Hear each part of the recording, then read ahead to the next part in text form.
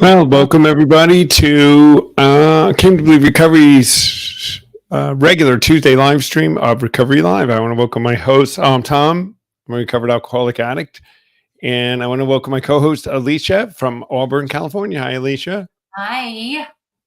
Good morning for me. You're looking kind of yellow today. Am I? Probably my light. Yeah. My dim light. Should I do this? Is that better? That's better. Anyway, I have to give you a hard time. Here. We're so happy to come on 17th of October. I can't believe it. We're almost halfway through October, and it seemed like it was 4th of July yesterday. And now here we are at the end of October up here in the Northeast. It's starting to get chilly. We have heat on now. I mean, the heat will kick on here and there. It's still warm here for another week or so. I think it's going to hit 90. And then next week, dips down and cold and rain and stuff in Northern California. You know, Alicia, I was in Charleston, South Carolina over the weekend for a wedding. And, the expectation was that it was going to be warm there. And it was not. Oh. Yeah. So it was chilly. I mean, it wasn't cold, but 50, 60 degrees with a breeze during the day and cloudy. It was chilly. It wasn't what we expected, but we had a great time at the wedding. I'd only been to Charleston one other time in my life. So it was interesting to walk around. There's a lot of historic stuff, which I like. George Washington wasn't ever there. I don't think, but not at least during the times that the city is pretty famous for, which is Civil War stuff. And it's famous for the Revolutionary War too, but we could spend a Recovery Live on the Revolutionary War. And you could. I would log off. It's the starting of our country, but we could do it and all kinds of stuff that goes on. But let's talk about some of the happenings coming up. This weekend we have a retreat. Yeah, in California, in Cupertino, California, which is just outside of San Jose, October 20th, 22nd, or Friday, Saturday, and Sunday, because of this week. There's still some openings. If you're in the Bay Area and California and within a couple hours car ride and want to attend this commuter retreat, go onto our website and register. There's some spaces left, and hear the message that we bring to people over these weekends, which is the message of the founders, as close to it as we can, based on what we've been told by one of the founders, Clarence Snyder, who's passed that down to Steve Foreman and Jack Rapp and Dale Morfitt. Exactly what they were doing back in the 1930s. They started this whole thing and got all these people to call themselves recovered. And we try to present it in as close a fashion as we can. And for many people, Alicea, it's a life-changing experience, and it starts them on a life of transformation and renewal. It leads to a life in what they call fourth dimension of existence. And we just feel like we want to have at least this option for everybody looking for recovery, the opportunity that it worked for them. It might just work for you. Then we're going to be in Leesburg, Florida. That's like our flagship retreat, November 3 through 5. Casera is going to show up there with myself. And I think at this retreat, Casera has more to do than I do. And that's never the case. At least it's never the case that I have nothing to do. Yeah, I actually get to retreat, at least at the moment, but who knows how it will be.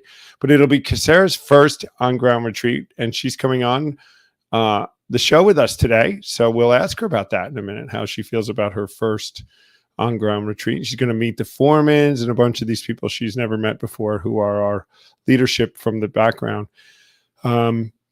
Then our next event, guys, is something that we're very excited about. And I think we're getting more and more excited about it every day. And we've been working on it in the background. That is Lisa Casera and myself. Is a speaker series and a local engagement series that we're going to begin in New York City called Mocktail Hour. And we're going to engage with an organization called Absence of Proof, who puts on sober events like this, and they sponsor sober spaces and events, and they bring a bartender and they make mocktails.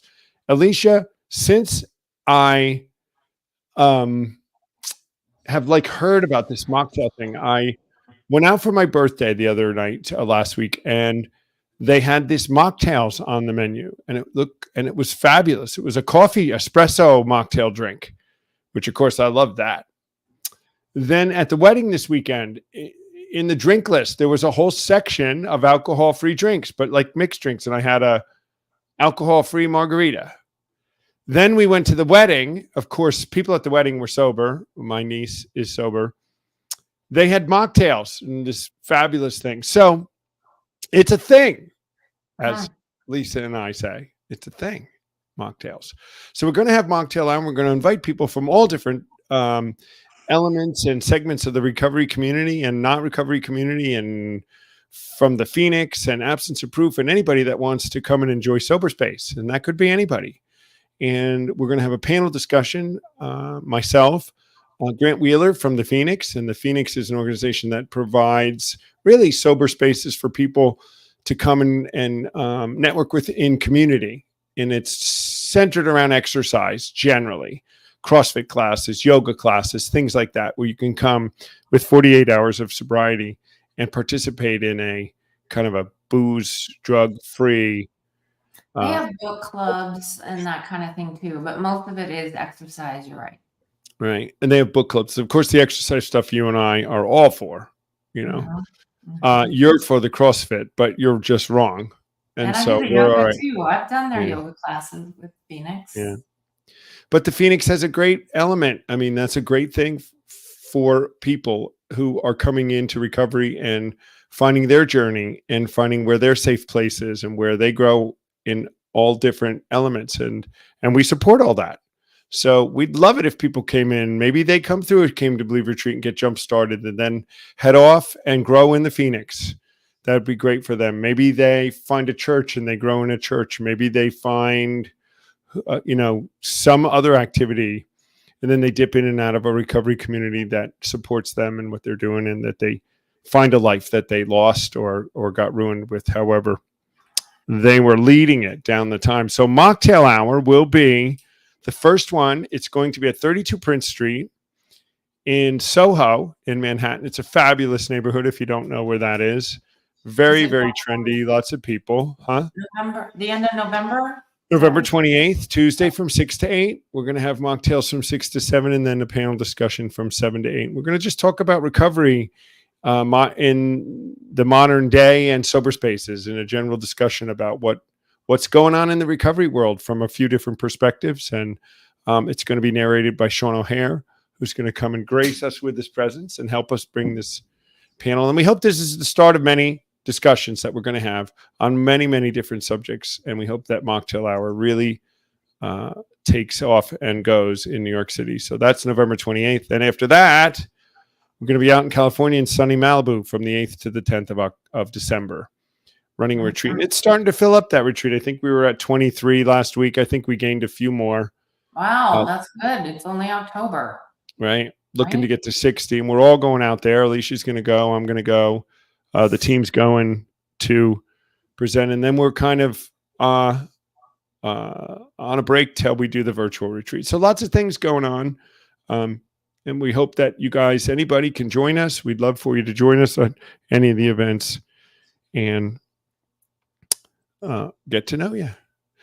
And maybe, go ahead, Alicia. No, I was going to say, let's bring our guest on, but you have something else?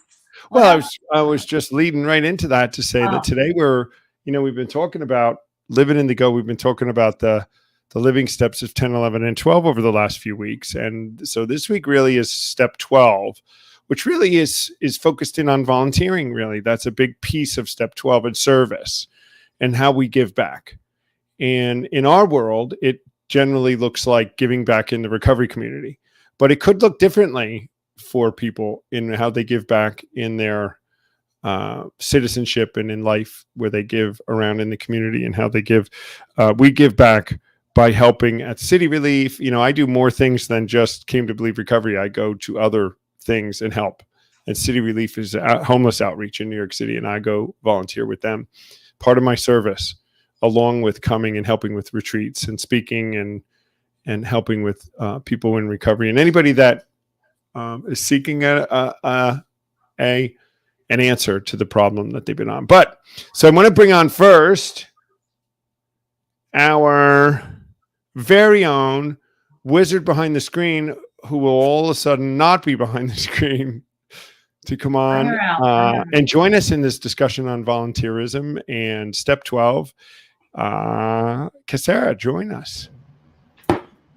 And I'm the volunteer coordinator. That's really why I'm here. The volunteer coordinator, yes. That's the more important part of that. That's her primary role, is to help us keep our volunteers in line and recruit more of them and encourage them. And she has the world behind her. So she has the world on her shoulder. She does, right there. Come on, that was funny. Like there's a globe on your shoulder. I see. If you put, that was funny. If you put your hands up next to it, it'll be, she has the whole world in her hands. Nope. She's and then we can start singing that song that you don't know, the whole world, right? John and Lisa might know that song, the whole world. You know, remember that song? Yes, they're going. Yes, they know it. Yeah, sorry, Cass. That would be anyway. We are not a glum lot here, and today we do want to talk about what happens afterwards and how do we give back. We'll talk specifically about this 12-step, but let's bring our guests on that we have coming to us from California, and they were recent attendees at a retreat, and they really did get interested in helping out and being volunteers, and we want to hear about how their experience and how excited they are to come and help us volunteer. And then Cass is going to help facilitate a discussion around just the subject of volunteering that we can all engage in. So I want to welcome Lisa and John. How are you guys? Doing good. So where are you guys specifically? Stockton. We are. Oh, go ahead. Stockton. Yeah, the Stockton area. And because it's a program of rigorous honesty, I did know that song. I'm old enough to know that song. And if anybody thought you were silly by bringing it up, then same thought, same time. You said it as I was thinking it.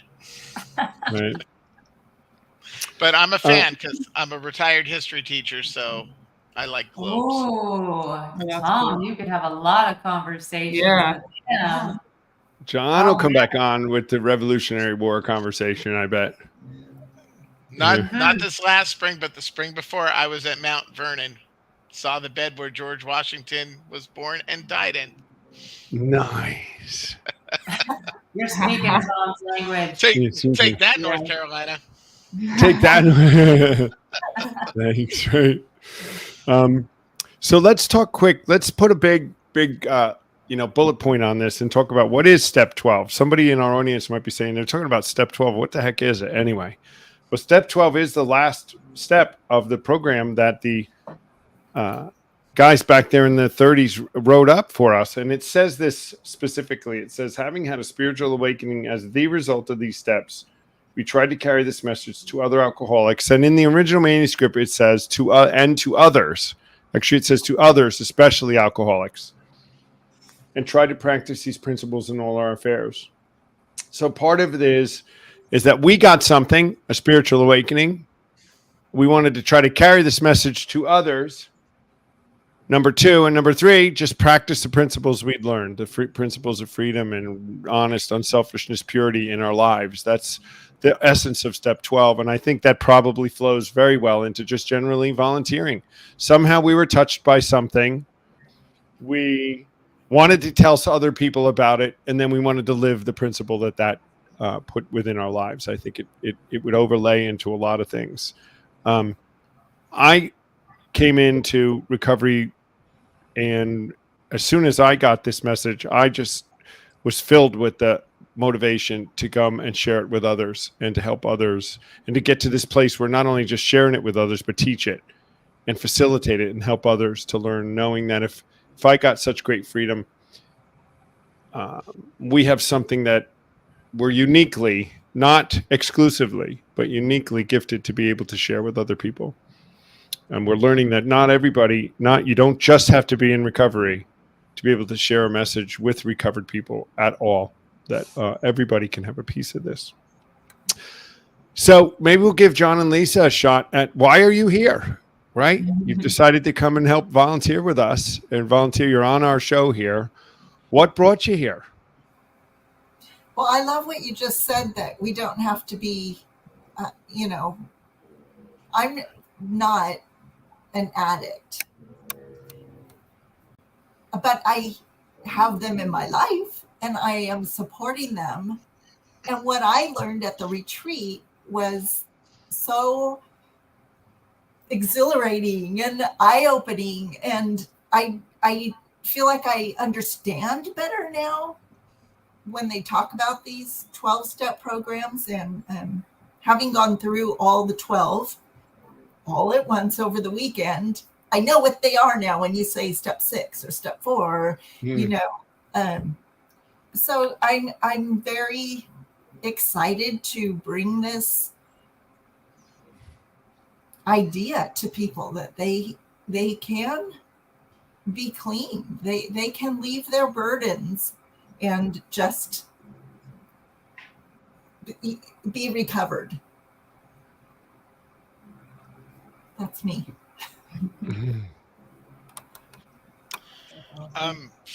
For me, I do qualify for the rooms.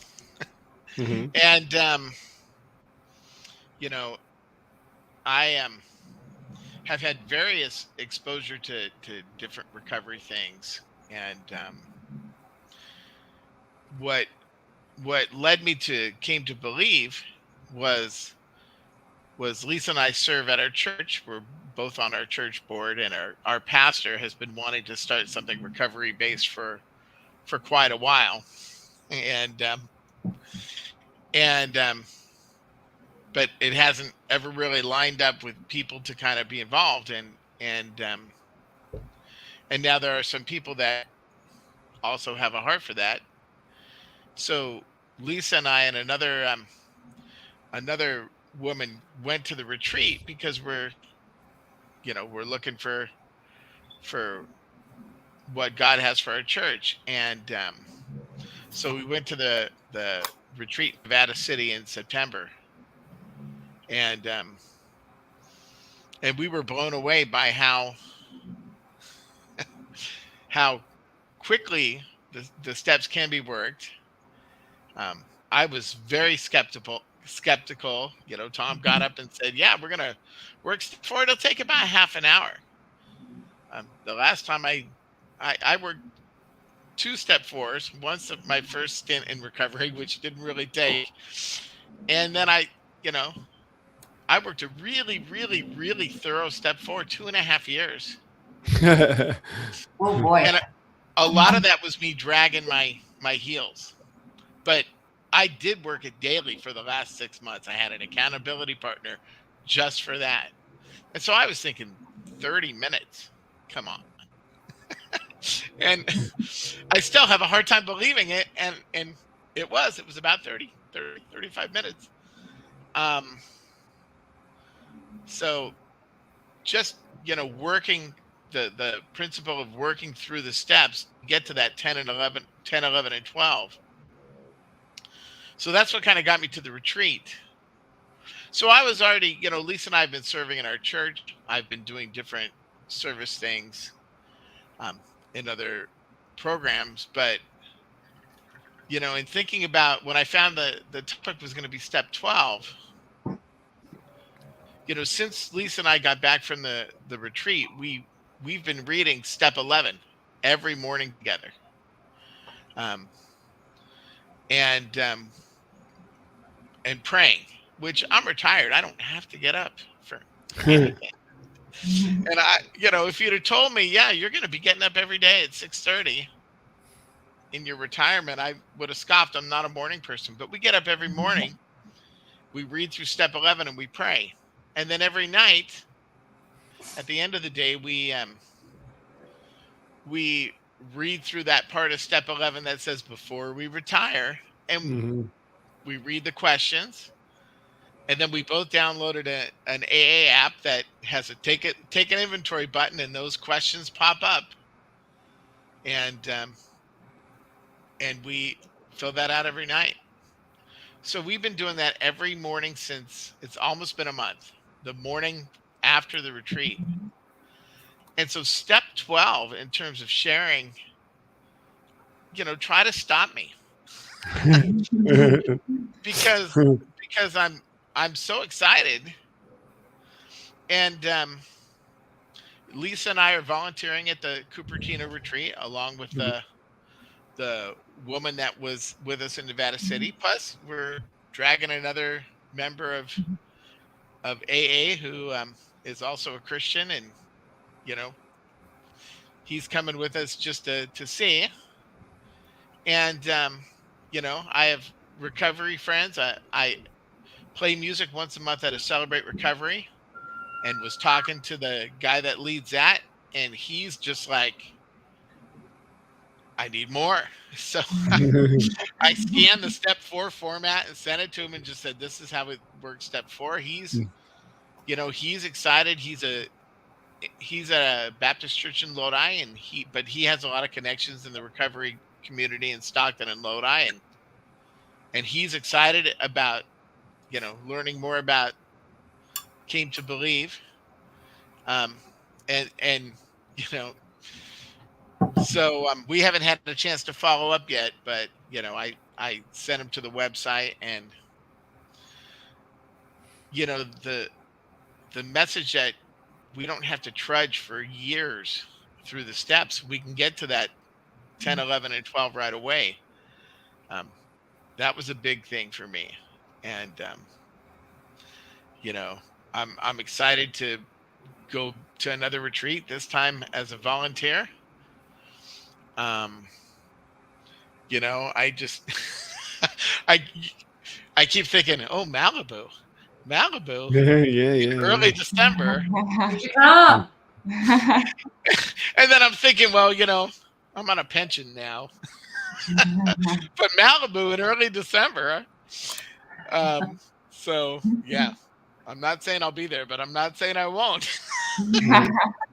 But thanks, John. I mean, that is such a testimony, and such about, makes me smile to hear that at least you're doing what was instructed of us to do, which was, it's true that we can do them in a weekend, but it requires us to do the 10, 11, and 12. I mean, it says, if we don't do that, we won't grow in understanding and effectiveness. And that's our mission after we get jump started on the weekend, is to continue to grow in effectiveness and continue to reach out.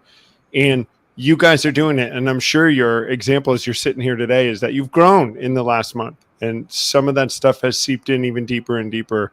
And it's what we tell everyone to do, guys. Listen, and if you're listening, these guys are doing it. And Bill Wilson said, and so did Clarence and Dr. Bob, they'd only change one word in the big book if they could. And from rarely to never have they seen a person fail who has thoroughly followed their path. And you guys sound like you're following the path. And then come and help us tell others as you get better and you feel like you're living in the go even more and more and more. This is the message we want to share with others. Do what we did and you'll get what we got.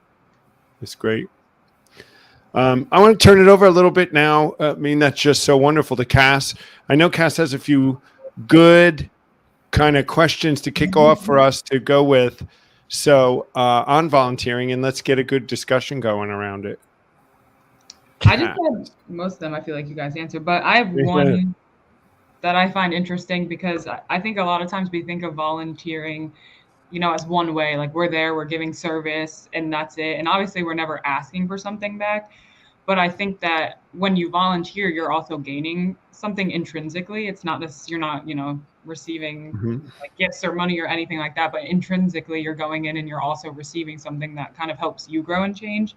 So my question is, like, by volunteering, like, what do you hope to gain, like, within yourself and in your life to help you just continue growing and moving forward? That's for anyone. For me, how about you? Go ahead, Lisa.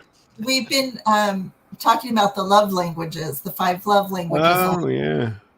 And mine is quality time. So to go and be with people that I started a relationship with, and now I get to be with them more. And even the people that I'm going with, who I already know, just to be with them. That's part of it. but also to cement what I learned and to really, you know, go through it all again and just hear it more. Because for me, like I said, I'm new to the whole 12-step thing, and so it'll be good for me to go through it again and hear it more so that I can share it with people. Mm-hmm. Yeah, that's awesome. You know, for me, I met the Lord right out of high school. I loved being at the Nevada City retreat because, you know, I met the Lord at a Young Life camp in Woodleaf, California, which is kind of that same neck of the foothills. And, you know, so it was great being there. My addictive behaviors ramped up maybe about a year later. And so I feel like I'm the poster boy for, you know, the soil that fell in with the thorns for a lot of my life. You know, I had all these great things trying to grow and all these nasty things growing on with it. If I could time travel back to my 18, 19-year-old self and ask that version of me, you know, what do you want your life to be like? You know, I wanted a life that would be of service to God and would make a difference in the lives of others. And that ability to have that life happen was hampered by all the stuff that was preventing me from doing those things. In recovery, I'm more useful to God because I'm not tangled in all these thorns. And you know, it's so being of service to others, it's a joy. Apart from recovery, or if I'm mired in behaviors, if I'm not working steps, then you know, it's an imposition. And and so I feel like, you know, step 12 says, having recovered, you know, as a result of the spiritual awakening, you know, I have things to offer other people. And that ends up giving me the life I always dreamed of having, but couldn't get there without God in the steps. Thanks, John. What do you get out of volunteering, Alicea? I mean, do you do anything consciously feel like you're getting, you know what I mean? I wonder if we think that way. If I go in thinking I'm going to get something. Well, I don't know. I don't think that way, but. No, but I do get something. Right. And now that I've been to so many retreats, I know that I kind of expect that I'll get something, like with the ladies that I lead in at the small groups. There's always something that I receive of, like, wow, you know, I learn more about spirituality and the belief in God and that side, because I tend to be more of the works-based and the discipline and the grit, and give me that all day long and I'll show you how to do that. But when it comes to following God's lead and being still, that's a weakness of mine. And God has graciously, almost every retreat, given me a circle of ladies that are just all about it. And I kind of like learn from them every single time. And he knows that I need that because I go this way all the time. And I need to like veer the other way. And I love that stark difference of, well, this is what I'm comfortable in, and now I'm surrounded by people who are the exact opposite. Because I think like a lot of times in volunteering, and you think of like, oh, where am I going to volunteer? Am I going to volunteer? We kind of think that, oh, I'm going to volunteer somewhere where that's within, you know, my comfort zone, what I know, or what at least I think I know. And like for me, like I'm not a person that has lived experience with drug use. And I didn't have direct family members when I, entered into the recovery world. I just saw an issue and I thought, well, I don't like how people are being treated. Now that I learned how people are being treated, right? It took some action on my part to understand what was happening. And so I learned academically, but I thought, well, I think I could be part of the solution. I could learn, I could be that. So I applied to a recovery center. They asked me, like, what are your credentials? I'm like, I have none, but like, I think I have a lot of empathy and compassion, and I want to be here. So they took a chance on me. And entering that space, it was weird. I didn't know, I didn't have that same experience as all of my coworkers. But I knew that I wanted to be there, and that was enough for them as well. So, they told me their stories. They shared with me what they went through. They taught me things, like they would sit with me and explain certain things and go through it with me. So I have an understanding. And the biggest thing that they taught me is that shared experiences come in all different forms. Like, I might not have experience with the substance itself, but I sure as hell know what it feels like to feel like you're nothing and you're not worthy and that you don't want to be here. Like, I was like, I know that feeling. So I think that, when you think about volunteering, you have to think of that as that shared experience that I thought I didn't have value in the recovery space when I first came, because I was like, what could I possibly say? Like, no one's going to want to listen to me. I don't deserve to be here. But I had some really great people there telling me that I did have value and what I could bring worth to that space. And now here I am. And once you're in it, I feel like once you're in, you're locked in. This is it. Like, because I love all the people that I've met along the way, and I've learned so much. And even I'm going to be volunteering at a recovery center that's in my area. That's like, because I just love what they're doing. I met them at a conference. And I was like, I want to just be around you people, essentially. Like, I want to be there. I don't care what you have me do, but I just want to be present in the space.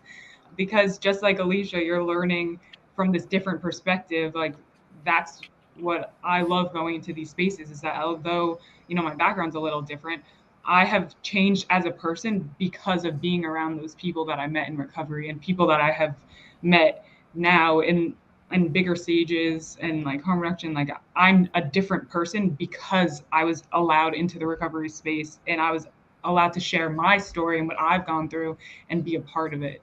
And so I think that's so important. Like, just because, you see Came to Believe and you're like, oh, it's recovery. Like, if you're not, like, you can be a volunteer. We want you here. Like, because you bring worth and you bring this. Yeah, exactly, Lisa. That's what I'm saying. Like, put your own perspectives and worth into it. And I have one more thing. Because I was talking to someone who's like, he's big in harm reduction. He's from Puerto Rico. He's super cool. I'm obsessed with him. And I was telling him, like, I always, I felt out of place over here, but then in the recovery space, I was like, I belong here, but some people, you get pushback sometimes. And he said he used to be one of those people. He used to say, if you never used drugs and you haven't been to prison, you don't know me, don't talk to me, you can't relate. And his counselor kind of talked to him and said, who is the one person in this world that helped you the most, no matter what you were going through at the time, who stuck by you? And he was like, my mom. And his counselor said, has your mom ever been to prison? No. Has your mom ever used drugs? No. And he's like, okay, so how are you saying that no one can help you if they've only met that criteria? And he just told him, like, you're cutting out people who have so many amazing experiences that they could share with you, and knowledge and love and compassion, and you're kind of cutting them out before you know them. And he was like, you can be a jerk in recovery and you can be a jerk when you're not in recovery, but you also can be a great person if you're not in recovery and a great person in recovery. So like, sometimes I think we have to remember that even though it's hard, like, if you have the conversation first before you decide, like, to write it off. That's my TED talk. Cassius, one thing that you said is so interesting is that, and even Alicea said, we have comfortable places that we go to and we get ourselves into these little bubbles. So we go to volunteer and we decide we're going to volunteer a certain way and a certain element of it. And sure enough, you'll get there and that's not what they want you to do. They want you to do something that's completely out of your wheelhouse, that you have no interest in doing. And what do you get? Some huge epiphany of something, which, if you're open to it, happened to me with City Relief. They gave me a job that I had no business doing. They handed me this thing, but then came away with it with a wonderful perspective. And as Dale Barker would say, I had a chance to grow. because now I grew and had a different perspective on a whole section of this volunteering space that I didn't know about. Yep. And I do get a lot out of it, Alicia. Now I got to watch now today that I said I don't do it to get, but once you get into this a lot, and I think Cass, you were saying it too. I mean, the smile on your face when you talk about giving and helping and volunteering shows that it must be doing something for you. Even though we don't do it overtly, you know, eventually we see that our soul and our spirit and our very character is greatly enhanced when we turn out from ourselves and turn to somebody else. And we become compassionate, we become empathetic. We lose some anxiety, we lose some things, and we don't even realize that it comes from volunteering or really turning over our selfish ways. It really is a way to live and grow. It's awesome. Lisa, did you have any like hesitations of were you just like, I'm gonna volunteer, period? Or did you ever have any hesitations thinking like, oh, should I volunteer? Like, what would I be doing? Am I right for the space? A little bit. I mean, I just wanted to be clear, like, you're not going to have me up on stage teaching a step, right? No. That's only if you want. That was one hesitation, but other than that, which even I would do that if I had the proper training. But yeah, just no, anything, whatever you need, I'm here. So that's what I like. That makes my job easier. Mm-hmm. Well, my understanding too is that the founders of AA were looking for sobriety through working with other people. Right. And the idea of being recovered, being restored,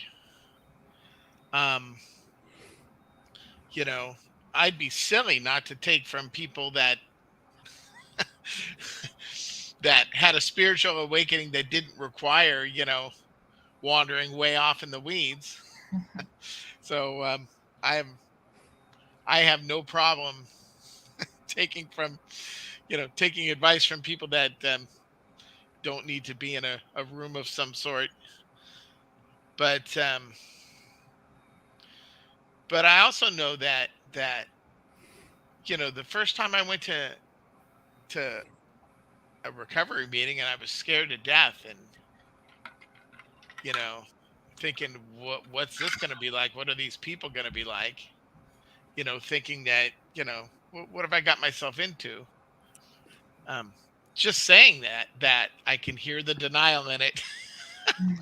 Why would I expect a room full of people that were any different than I was? And then to go in and to understand I'm in a room full of people struggling with what I'm struggling with, but experiencing, you know, deliverance, experiencing relief, that's super powerful too. And so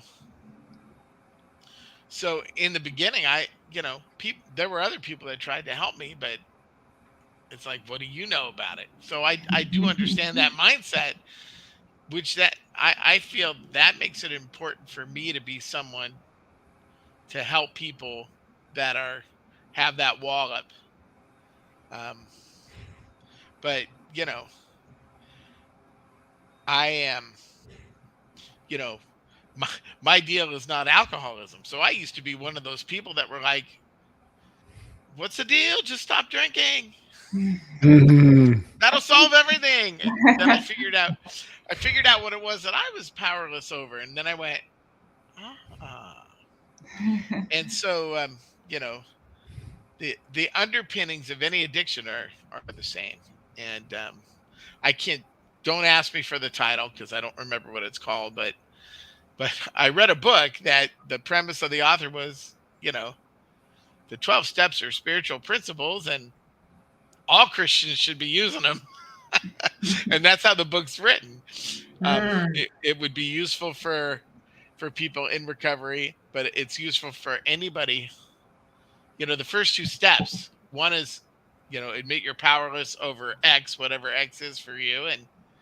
And the second one is, believe, they came to believe that there's a power greater than you that can deal with it. The other steps 3 through 12 are applied Christianity. Basically, it's the life I wanted. I need to submit to God. I need to deal with the wreckage of my past. I need to make amends for what I can do, and then I need to live in a way where I'm staying connected to God every day and looking for opportunities Mhm.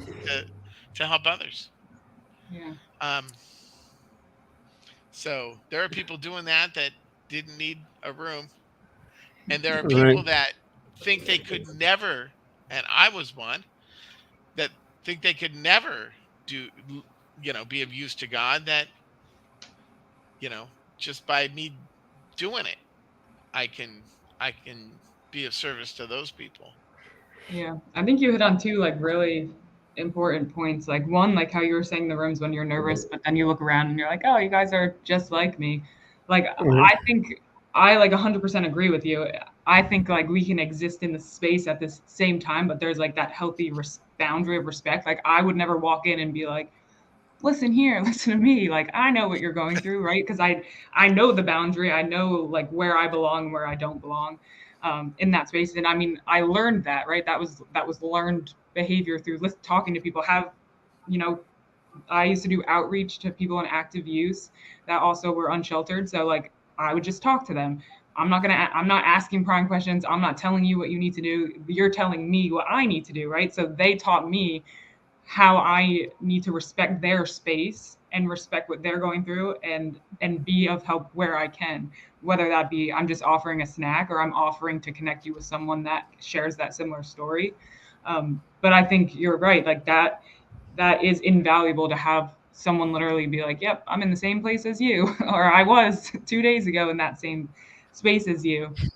And that's like that healthy respect of boundaries, knowing like where I can be in there with you and be like, oh, I felt that way. Or I'm just sitting there and be like, you tell me, like I'm just sitting here, you tell me what you want to talk about, and that's it. And then we go from there of whatever you need. And then how you're saying like the steps are meant for anyone. And I think that's always misconstrued too. It's like you have to have XYZ, and then you take on the 12 steps. But we've had many people come through that are like, oh, I don't know, I don't really have anything specific, but I feel like I'm missing something in my life, or like things just Mm. aren't going great. And do you think like this could help? And we always say, of course. And because like when you look at them, it's almost like a self-help guide. And like you said, when you go through it, you do come out with more self-awareness, more willingness to serve others, and like look at that and say, wow, like I haven't been doing this. What can I do to be a part of anything that's kind of helping people and putting others first? And then you do have like that release. I think a lot of us always want control, and we like thrive to have control. Maybe that's just me. And so letting go of that can be like such a good feeling, to say like there are some things that I can let go of and say like, that higher power control that this is you, I'm with you on that. And that can just, even just that step alone can help you kind of move forward with your life instead of being so like tense all the time. Well, and the other thing I want to say is there's also a huge power in having people that haven't struggled with my struggles that can hear it and not freak out. I mean, that's a Mhm. powerful thing too. Mhm. That's there's a number of people at my church that know what my ism is. Not everybody. I'm not going to put it on a T-shirt and go to church this Sunday, but so that's the goal, to be able to share with people and let people in, you know, Mm. and so you're powerfully placed also. It's, I totally agree with you, John. And the more we've done this, the retreats, and the more we've opened them to everybody, the more we see that it's so important to have the normies. And we find out that they're actually nobody's normie. And I think it's Breathing Underwater is the book you're thinking about by Richard Rohr. It sounds like, John, the book you were talking about. If it's not, it's just like that book. It's There must be another one. Yeah. That's 12 good. Steps to Christian Breathing Underwater. If you want it, that's a great read.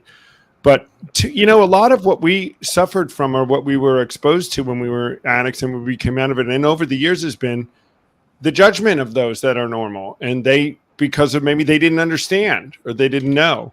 And to have us all be in the same space is a great relief to know that people can accept you then afterwards, because we need it when we're coming out of it. I'm coming out of addiction and I needed people to understand, and they didn't. Let alone I needed another addict, for me to understand it, to see them get recovered. That's who I needed to talk to. But now I have to go out and live in the world and have the rest of the world kind of understand. And it would have been great to have them in the process too. So we're pushing for that. We're open to it. And we are engaged with anybody who wants a life-changing experience. We want everybody involved in our retreats and in our movement, as it were, to help us. John, when we go through the steps, and at least you guys all know, it's a start. It opens us up to a growth that might go on any different path. It's going to go to counseling. It might go to therapy. It might go to who knows what. And these avenues for growth and for healing and for restoration are valuable, and they're necessary, and they can come right out of the steps, and they don't preclude going through the steps. They don't contradict going through the steps, none of it. And we want to make sure that more and more that we read and we learn and we grow.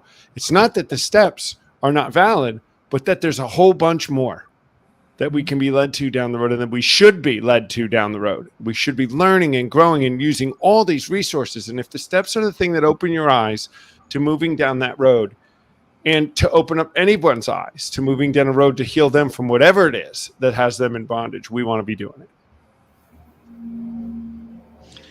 And I'm glad you said that too, because that's one of the appeals of Came to Believe Recovery, is that it has that mindset that, I can already envision and start to see it happen, that there are going to be people that I meet in Came to Believe Recovery that I will move toward my maybe some of the stuff I'm a part of, because it might be good for them. And I know that there are going to be people from that recovery that I'm going to move this way, because, and that,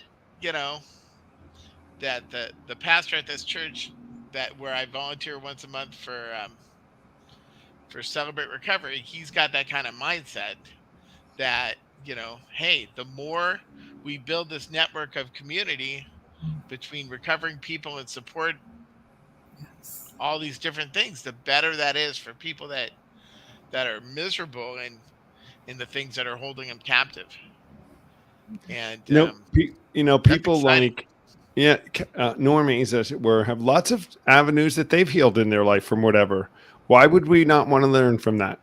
Why would we not want to take advice? It's part of being open and looking outward. So plus it's a continuum of care, like anything else. Like you go to your primary care and then they have something, they might refer you out to this one and this one, so why not have that within recovery as well? Like it should be a net, so no one's falling through, where it's, because also you all evolve, like you evolve, 1 year looks probably a lot different than 10 looks a lot different than 20.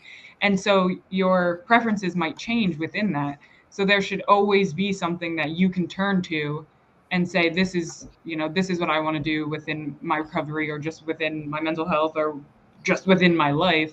And then maybe in 5 years that changes, but there should always be something. It shouldn't be that, well, this is all I have, and if it changes, well, then I have to stick with it, or I just kind of fall off the rails, and that's that. So it's so important that you guys all share, like, I'm going here, you're going there, let me try that, let me tell someone else about this, because they might be interested.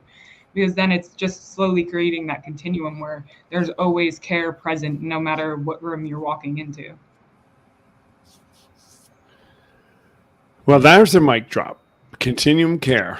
It's absolutely awesome. Make a You know, t-shirt. I mean, it couldn't be said better. You know, that's and for anybody to think that the 12 steps don't lead right to a continuum of care are missing the big picture point of this. It's nothing in it. Step 10 says continued growth in understanding and effectiveness, and that takes on every role it possibly can take in your effectiveness at being living in the go and living a life free of your brokenness and restored to your rightful mind.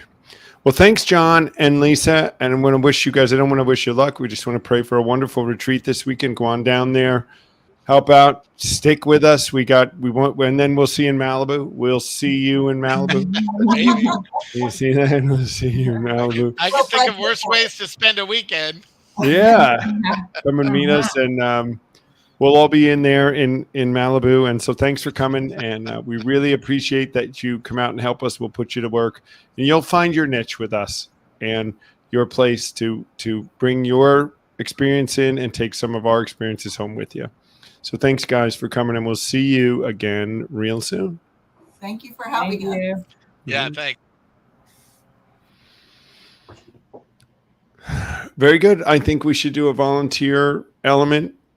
That should be one of our regular segments, Cass, you know, All right. giving back and connecting. And I think this was so good, especially when we start moving towards mocktail hour, right? In the openness that we want to see, we want to hear from everybody, and we want to share from everything, and everybody take a piece of whatever.